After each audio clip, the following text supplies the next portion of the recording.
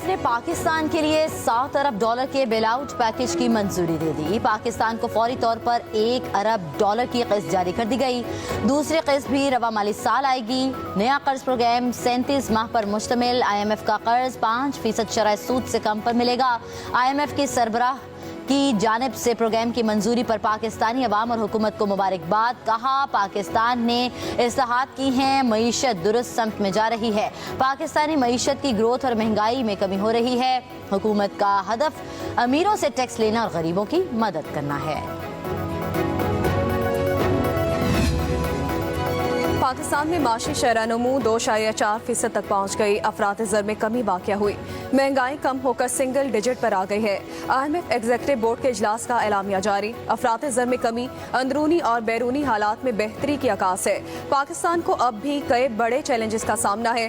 पेशरफ के बावजूद पाकिस्तान की कमजोरियाँ और मसाइल बदस्तूर संगीन है।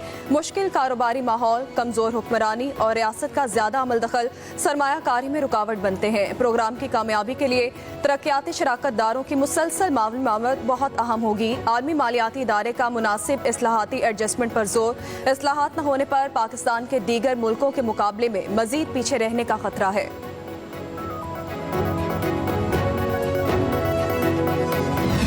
शुक्र है कि IMF का प्रोग्राम मंजूर हो गया है पाकिस्तान के लिए। तो अब हमें मिलकर मेहनत करनी है, दिन रात मेहनत करनी है और इस प्रोग्राम को कामयाब बनाने के लिए हमें एक सिमत में तेज़ी के साथ आगे बढ़ना होगा। अल्लाह का शुक्र है, IMF प्रोग्राम मंजूर हो गया। प्रोग्राम को कामयाब बनाने के लिए एक समत में आगे बढ़ना होगा। वज़ीर आज़म शहबाज शरीफ की अक़वाम मुत्तहिदा हेडक्वार्टर में मीडिया से गुफ्तगू बोले। बाज़ कड़े फैसले मुल्क के मुफाद में बजट के वक्त भी किए। IMF के वफ़द ने हमारी हुकूमत को सराहा। वर्ल्ड बैंक के वफ़द से भी मुलाकात हुई। पाकिस्तान की आवाम और आम आदमी की बेहतरी के लिए कौमी वसाइल को मज़ीद बेहतर बनाएंगे।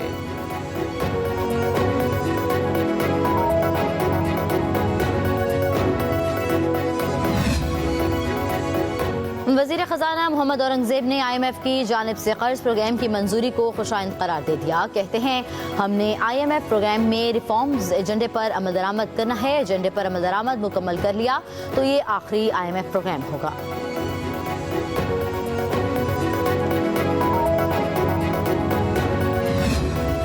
IMF से मुआहदे के बाद मईशत में इस्तेहकाम आया है। शरह सूद में कमी के बायस माशी अशारिये बेहतर हो रहे हैं। वज़ीर इत्तलात अताउल्लाह की न्यूयॉर्क में प्रेस कॉन्फ्रेंस। कहा, एक मखसूस सियासी जमात चाहती थी कि मईशत डिफॉल्ट कर जाए। डिफॉल्ट होता तो पूरा मालियाती निज़ाम गिर जाता। महंगाई का सिंगल डिजिट में आना बहुत बड़ी कामयाबी है। मजीद बोले, पाकिस्तान की खारिजा पॉलिसी बेहतर हो रही है। पाकिस्तान की मौजूदा क़यादत पर दुनिया को एतबार है। अमरीका से अच्छे ताल्लुकात हैं, दूरी वाली कोई बात नहीं। वज़ीर आज़म का सलामती काउंसिल से खिताब अहम होगा। फ़लस्तीन से मुतालिक कायदे आज़म के मौक़िफ़ पर आज भी कायम है। गज़ा में इसराइली जारहियत पर पाकिस्तान को तशवीश है। लबनान पर इसराइली जारहियत की पुरजोर मजम्मत करते हैं। अफगानिस्तान से बढ़ती दहशतगर्दी के खिलाफ आवाज़ उठाते रहेंगे।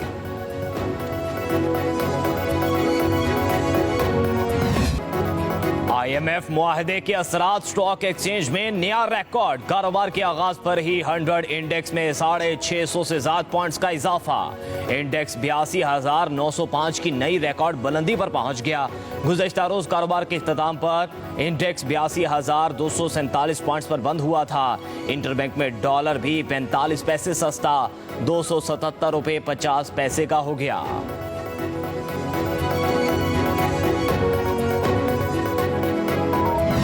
First, we must compel Israel to halt its genocidal war in Gaza and prevent its attempt to provoke a wider conflict in the Middle East. Bombing in Beirut is most condemnable. It is time to apply sanctions against Israel, including an arms and trade embargo. It is time to hold its leadership accountable for its crimes against the Palestinian people. Israel को उसके जुर्म की जवाबदेह होना होगा। गजा में नस्लकुशी की जंग रोकी जाएगी। बेरूत में बमबारी की मजम्मत करते हैं।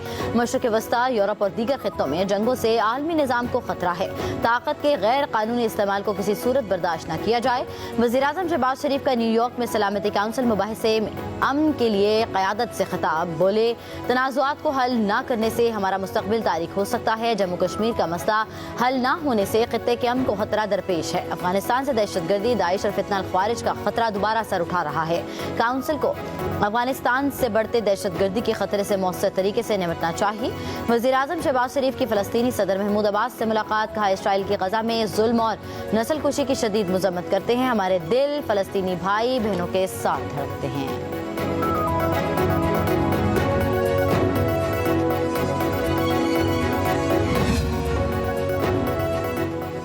चीफ जस्टिस काजी फायज ईसा ने जस्टिस मंजूर अली शाह के खत का जवाब दे दिया। खत के मदरजात ताहाल सामने नहीं आ सके। जराये के मुताबिक जस्टिस मंजूर अली शाह ने प्रैक्टिस एंड प्रोसीजर कमेटी इजलास में शिरकत से इनकार किया। चीफ जस्टिस को खत लिखकर सदारती ऑर्डिनेंस पर तहफ़्फ़ुज़ात का इज़हार किया गया। मखसूस नशिस्तें तहरीक इंसाफ को मिलेंगी या नहीं, इलेक्शन कमीशन का एक और इजलास आज फिर होगा। इससे कबल इलेक्शन कमीशन के 7 इजलास बेनतीजा खत्म हुए हैं। जराये के मुताबिक मखसूस नशिस्तों से मुतालिक आज हतमी फैसला किए जाने का इम्कान है।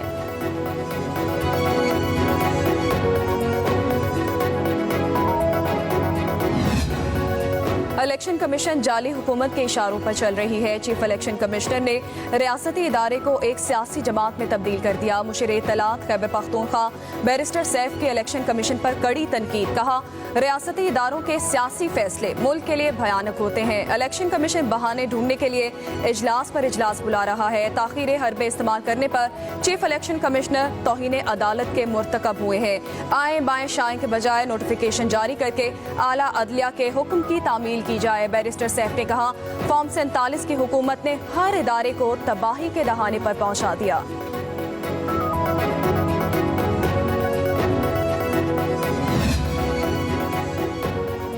बानी पीटीआई और बुशरा बीबी के खिलाफ तोशाखाना 2 की समाअत कुछ देर में होगी। स्पेशल जज सेंट्रल शाहरुख अर्जुमन केस सुनेंगे। Special prosecutor FIA Zulfiqar Abbas Naqvi भी अडियाला जेल पहुंच गए। उधर बुशरा बीबी की खुफिया मुकदमात की तफसीलात के लिए दायर दरखास्त पर समाअत। बुशरा बीबी के खिलाफ 12 मुकदमा दर्ज हैं। पुलिस की रिपोर्ट लाहौर हाई कोर्ट में पेश, अदालत ने दरखास्त निपटा दी।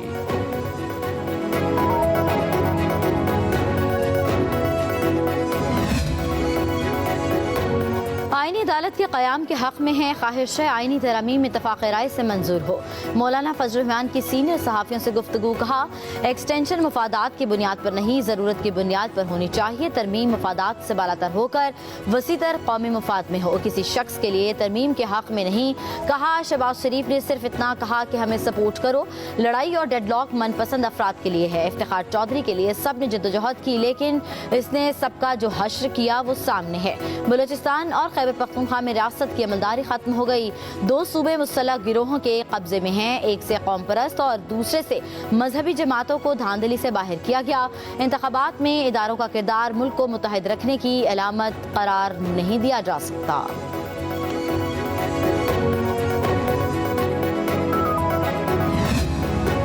तहरीक इंसाफ की मीनार पाकिस्तान पर जलसे की इजाजत के लिए दरखास्त। लाहौर हाई कोर्ट का डिप्टी कमिश्नर लाहौर को 30 सितंबर तक फैसला करने का हुक्म। जस्टिस फारूक हैदर ने समाअत की। उधर रावलपिंडी में भी जलसे के लिए दरखास्त। हाई कोर्ट रावलपिंडी बेंच में जस्टिस साजिद अली सेठी के तबादले के बायस समाअत न हो सकी। दरखास्त कल फिर समाअत के लिए मुकर्रर।